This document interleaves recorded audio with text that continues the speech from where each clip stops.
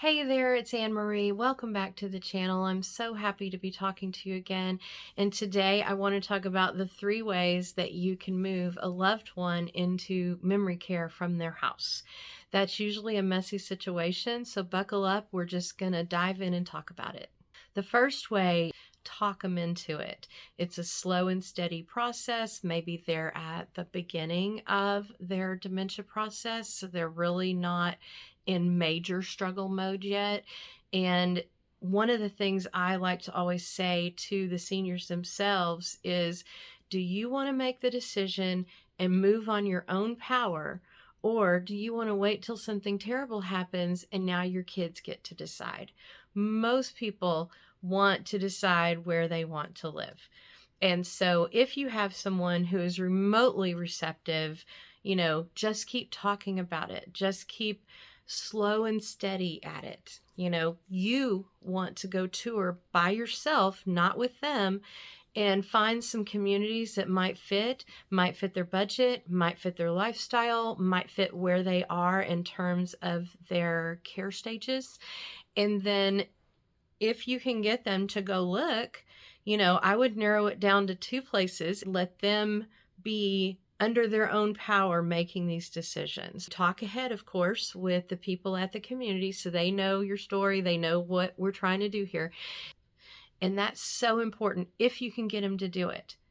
So that's step 1. The slow and steady wins the race. Just keep gentle pressure and keep moving forward. That's the ideal situation. And generally you want to do that sooner than later in terms of dementia. Most people choose the second path. And that second path is to wait until something catastrophic happens, and then it forces the move. So what happens here usually with people with dementia is they don't want to move. And they already, because they have dementia, they think you're stealing from them. You're trying to force them to go to a home. You're trying to do all these horrible things to them when really you're just trying to help them. But that's their dementia talking. That's not your mom. That's not your dad. That's the dementia talking. And I know it's hard, especially when it's your parent, but try to remember that. And so what most kids do is they'll just wring their hands and say, oh, they need so much help with this, but they don't want to move. And we want them to make their own decisions. Well, usually if they're struggling that much in the home, that ship has sailed in terms of them making their own decisions.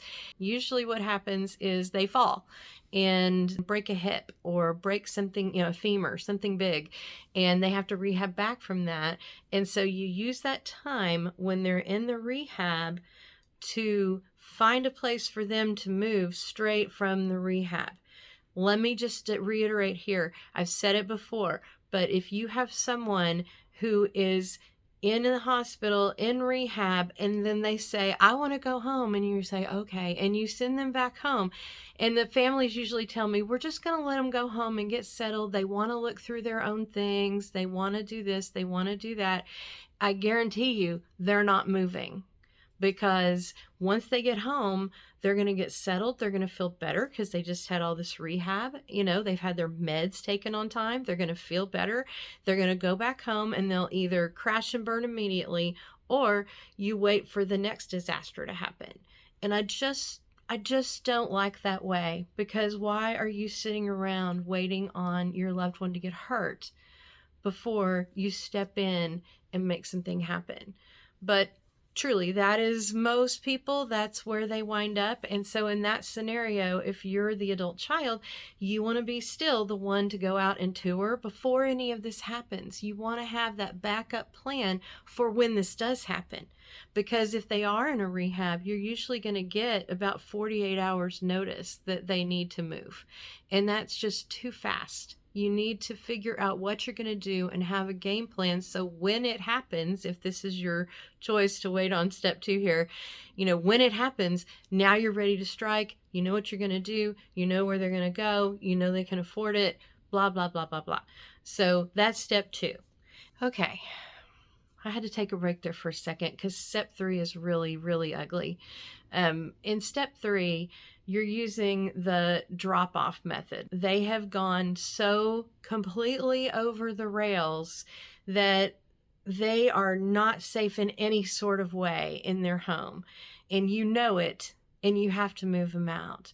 And a lot of times that is things like a neighbor calling adult protective services, because I'm not sure if you're aware of this, but while you're sitting back wringing your hands saying, okay, we'll wait till something terrible happens, that is actually called neglect in the eyes of adult protective services.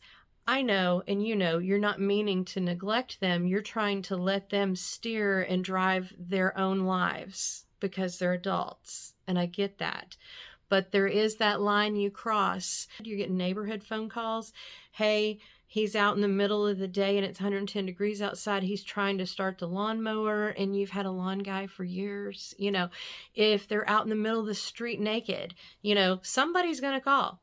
If they wander off and they get far enough, you know, the police will get involved. And I know a lot of that has happened to a lot of you because I talked to you. And when that happens, even then, some people say, well, he just will not move. He will not leave this house. He's suspicious of me. He blah, blah, blah, blah, blah. And so when those things happen, you'd much prefer, even with this messy method, you would much prefer to move them even this sneaky way, as opposed to having adult protective services step in and decide where they're going, which may not be anywhere near you or where they lived.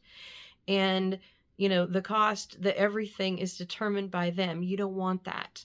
So worst case scenario, I've seen it happen a few times and it does work, but it is painful.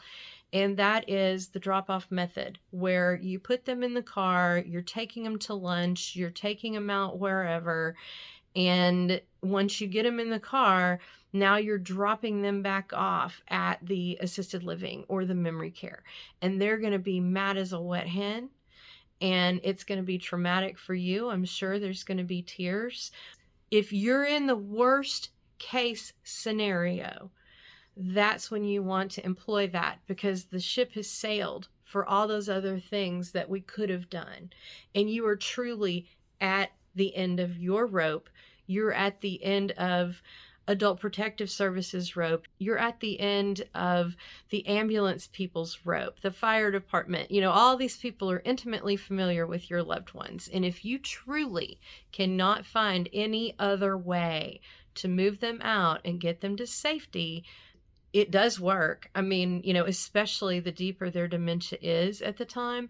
Dementia is messy and it's difficult, and it's so hard whenever it's your loved one who loved and took care of you, or even worse, neglected you and was terrible to you. And now you're stuck with this person that looks like themselves, but the stuff coming out of their mouth and the stuff they're doing is not normal. You got to remember that is a disease process, just like cancer, just like any heart disease, just like anything else. It just happens to be affecting their brain.